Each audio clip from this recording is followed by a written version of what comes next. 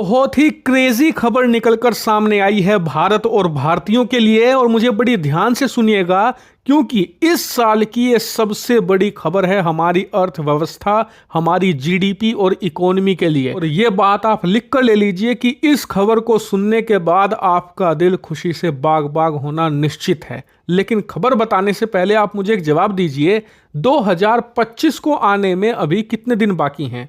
भाई नवंबर की 15 तारीख हो चुकी है, 15 दिन और बाकी हैं। उसके बाद एक महीना बचेगा दिसंबर का, यानी कि सिर्फ 1.5 महीना बाकी है 2025 शुरू होने में। और अब खबर सुन लीजिए, इसी 2025 में जो 1.5 महीने के बाद शुरू होगा, भारत जापान को पछाड़कर दुनिया की चौथी सबसे बड़ी अर्थव्यवस्था बनने जा रहा है। आप स्क्रीन पर देख सकते हैं, पूरी दुनिया में इस समय चर्चा छिड़ी है क्योंकि ये भारत के इतिहास का एक स्वर्णिम पल है। क्योंकि 2027 तक ये अनुमान था कि भारत जापान को पछाड़ेगा और चौथी अर्थव्यवस्था बनेगा, यानी कि 3 साल का इंतजार हमें और करना पड़ता। लेकिन आईएमएफ की जो लेटेस्ट रिपोर्ट है, इसके अनुसार भारत की जीडीपी रफ्तार 7% से ज्यादा रहेगी हर हालत में 2025 में।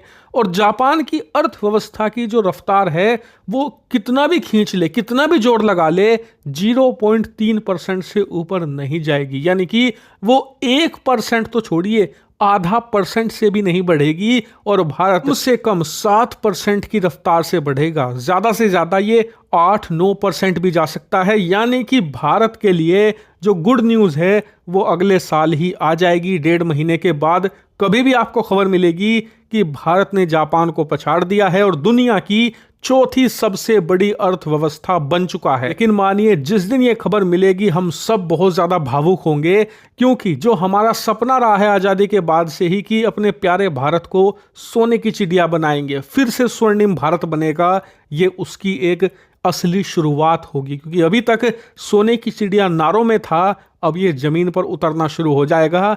हम दुनिया की चौथी सबसे बड़ी आर्थिक सुपर पावर बन जाएंगे। लेकिन आपका सवाल होगा कि चलो हम जापान को पछाड़ तो देंगे, लेकिन एक्चुअल में 2025 तक हमारी अर्थव्यवस्था किस मुकाम तक पहुंचेगी, कहां तक पहुंच जाएगी?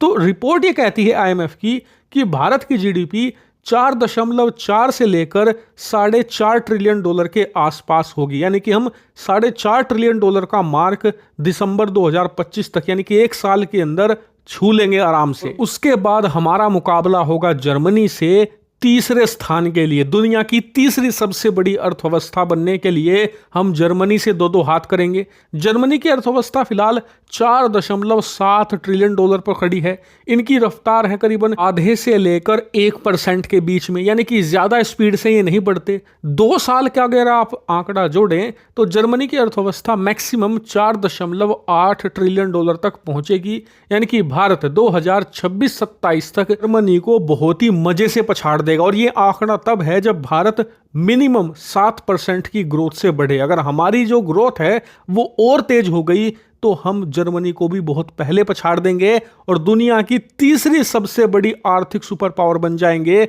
अमेरिका और चीन के बाद।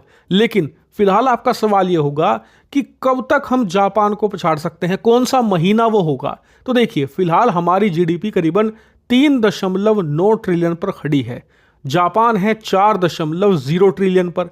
यानी कि हम आने वाले 4 से लेकर 5 महीनों में कभी भी जापान को हरा सकते हैं।